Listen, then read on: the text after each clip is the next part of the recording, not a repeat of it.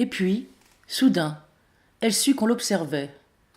Elle ouvrit les yeux et vit Raymond penché sur elle, la mine inquiète. Rose, Rose, répondez-moi. Elle se redressa un peu. Je vais bien, Raymond, je me reposais juste. Il lui lança un regard dubitatif. Vous êtes couché dehors, sous la pluie. Rose. Elle roula sur elle-même, s'agenouilla, puis, s'accrochant aux branches du buisson, se remit debout, en hahannant un peu. De quoi se mêlait-il songea-t-elle, tout en pensant dans le même temps. Il se soucie de moi. Cette constatation adoucit son agacement. Elle lui sourit. Ah, je comprends de quoi ça a l'air, mais il n'y a pas de quoi vous affoler. Je fais ça, de temps en temps. J'aime sentir le contact de la terre. Il ne sembla pas convaincu. Sous la pluie, dans ce froid, et en costume de nuit, vous n'avez même pas mis votre manteau. Tiens, il avait raison. Elle était sans manteau et en chemise. Elle jeta un coup d'œil inquiet à la rue, Dieu merci déserte. Allez, je vous raccompagne chez vous. Vous irez vous changer pendant que je ferai du café. Ensuite, vous m'expliquerez ce qui vous est passé par la tête. Tout en enfilant des vêtements secs, elle s'interrogea. Que dire à Raymond? Elle avait effectivement agi de façon bizarre, elle s'en rendait compte à présent. Vouloir s'allonger un peu dans son jardin, pourquoi pas? Mais elle était restée dans l'humidité, sans manteau, pour se protéger, laissant le froid la gagner. Ça ne pouvait paraître qu'étrange, et ça l'était. Elle n'était pas dans son état normal. Elle fut tentée de tout lui dire. Il savait écouter, il semblait se soucier d'elle. Il lui avait sans doute évité d'attraper une pneumonie ou au moins un très mauvais rhume. Comment l'avait-il trouvée d'ailleurs? Elle s'était pourtant assurée que personne ne pouvait la voir. Ce fut la première question qu'elle lui posa quand elle l'eut rejoint dans la cuisine. Comment m'avez-vous trouvé? J'étais invisible de la rue pourtant. Il le reconnut, avoua qu'il avait sonné et que, n'obtenant pas de réponse, il avait osé passer la barrière et se diriger vers la maison. Cela ne lui plut pas. J'aurais tout simplement pu ne pas être chez moi. Vous entrez comme ça chez les gens quand ils ne répondent pas à vous. Il y eut un silence. Raymond ne savait visiblement pas quoi dire et restait là, à la regarder, la mine embarrassée. Elle le trouva mignon ainsi, avec cet air de petit garçon pris en faute. Bon, allez, vous avez bien fait après tout. C'est vrai que je jouais avec ma santé à rester comme ça dehors.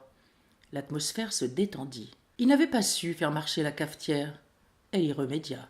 Puis Raymond prit une grande inspiration. Rose, tout de même. Si quelque chose n'allait pas, vous me le diriez, non? Elle fut tentée, de nouveau. Et de nouveau, elle lutta contre cette envie qu'elle avait de lui faire confiance. Il lui semblait qu'elle le connaissait depuis longtemps, mais ce n'était qu'une impression. Et elle qui ne se confiait jamais à personne, irait raconter à un inconnu quelque chose d'aussi grave? Elle secoua légèrement la tête, tandis qu'il l'observait avec curiosité. Il n'y a rien de particulier. Je suis juste une vieille folle qui s'est comportée en vieille folle. Pas de quoi se mettre martel en tête. Elle trouva le troisième squelette 3 jours plus tard, en fin de journée. Elle s'était de nouveau réveillée fourbue et n'avait pas fait grand-chose de sa journée, refusant même de rendre service à la vieille Arlette, qui était venue lui demander de l'accompagner pour faire quelques courses. Elle n'avait pas eu la force de jouer son rôle habituel, et Arlette était repartie, bredouille et interloquée. Son personnage de voisine généreuse et disponible se fissurait, mais elle s'en fichait. Et ça, c'était nouveau. Elle n'avait plus envie de se plier aux besoins des autres, qu'ils aillent au diable. Elle n'avait pas besoin d'eux, elle n'avait besoin de personne. De toute façon, pour la compagnie, elle avait Raymond désormais. Raymond, le seul qui, comme Renée naguère, l'aimait pour elle-même, sans rien attendre en retour. Même Aude lui sembla de trop. Elle fit quand même l'effort de la recevoir, comme chaque jour. Après tout, c'était sa petite fille. Elle ne pouvait décemment pas tourner le dos à sa propre famille. Mais l'envie ne lui en manquait pas. Le sac était couché sur des plants de courgettes qu'il avait écrasés. Il semblait avoir été lancé. Lancé d'où? On ne se contentait plus de lui envoyer des morts.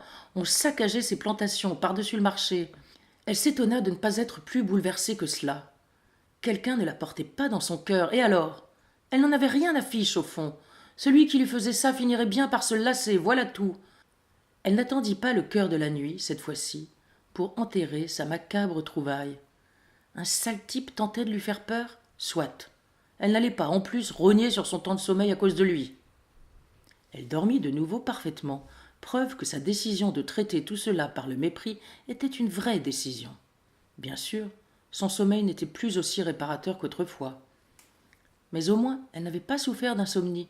C'était déjà un sacré luxe à son âge. Elle descendit, lavée, habillée, l'esprit tranquille, et même agréablement apaisée. Comme chaque matin, elle alla chercher le journal dans la boîte aux lettres et s'attabla pour prendre son petit déjeuner tout en le feuilletant. Elle se gardait les mots croisés pour l'après-midi. Le matin, elle allait aux nouvelles, en commençant toujours par la page nécrologique, histoire de voir qu'il avait coiffé au poteau dans la course vers la mort. C'était bien un peu morbide, sans doute, mais elle y prenait un certain plaisir, le plaisir de la survivante. L'article était en page 3. Profanation de tombes dans 4 cimetières de la Haute-Vienne. Les cimetières de Saint-Junien, Saint-Léonard de Noblat, Rochechouart et, cette nuit, le cimetière de Louillat à Limoges, comme nous l'avons appris au moment de mettre sous presse, ont été la cible d'incursions macabres. Il commence à s'agir d'une véritable affaire nécessitant une enquête approfondie. Le dossier a donc été confié à la police nationale de Limoges, la mieux à même de centraliser les différents cas et de déployer les moyens nécessaires à la recherche du délinquant responsable de ces actes indignes. Le commissaire divisionnaire Bertrand Savigny a décidé de demander le concours des médias. Notre journal a bien entendu répondu présent. La population est donc invitée à la vigilance. Toute présence suspecte dans l'un ou l'autre de nos cimetières limousins doit être aussitôt signalée par lettre ou par téléphone aux coordonnées suivantes. En tout, 4 tombes ont été visitées jusqu'à présent. Le capitaine Biardot, chargé de l'enquête sous couvert du commissaire Savigny, a accepté de nous rencontrer. Il nous a appris que les tombes n'étaient pas choisies au hasard. Dans les 3, et depuis cette nuit désormais 4 répertoriées, le criminel a choisi des défuntes, jeunes filles, mortes prématurément, à des époques différentes s'échelonnant sur tout le XXe siècle. Ces 4 jeunes filles ont toutes quitté notre monde entre leur 15e et leur 20e année. Ce détail a son importance. Il semblerait, en effet, que le profanateur suive une sorte de schéma. Difficile d'imaginer ce qui le motive. Notre journal vous tiendra informé des suites de cette affaire, pour le moins déroutante. Rose reposa le journal atterrée. Cela ne faisait aucun doute. C'était elle qui avait hérité des restes de ces jeunes filles. Elle en avait déjà reçu 3, et il y en avait encore au moins un dans la nature. L'article rendait tout cela terriblement réel et terriblement dangereux. On enquêtait, on recherchait les dépouilles, et ces dépouilles étaient chez elle. Des jeunes filles. Elle tenta de ne pas s'y appesantir, en vain. Des jeunes filles. 4 jeunes filles arrachées à leur dernière demeure. 3 dans son potager. Combien d'autres encore? Se pouvait-il? Mais non.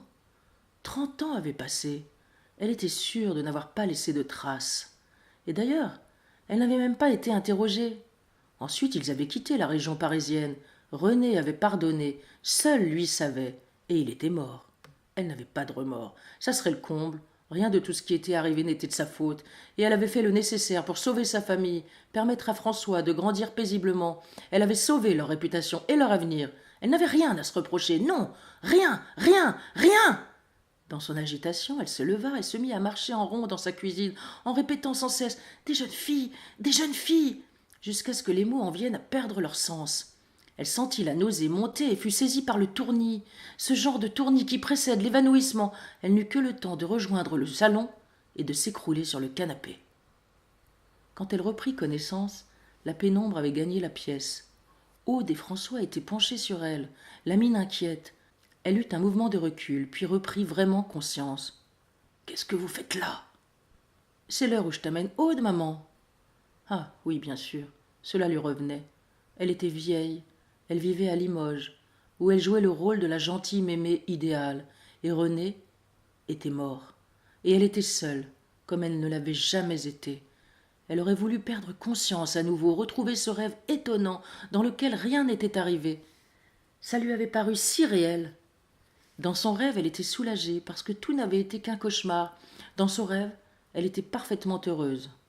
Elle se redressa avec effort et regarda son fils. « Je ne me sens pas très bien aujourd'hui, François. Tu ne peux pas trouver une autre solution pour Aude.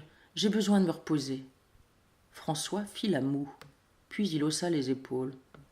Je peux la prendre avec moi à l'étude, exceptionnellement, mais maman, est-ce que tu penses que tu iras mieux demain? Parce que si ça n'est pas le cas, il va falloir que je m'organise. Elle le fixa longuement, au point de le mettre mal à l'aise, puis articula lentement en détachant ses mots. Il va falloir que tu t'organises.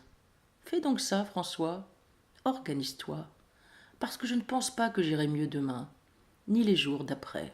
Tu sais quoi? Je te préviendrai quand je serai de nouveau prête à te laisser profiter de moi.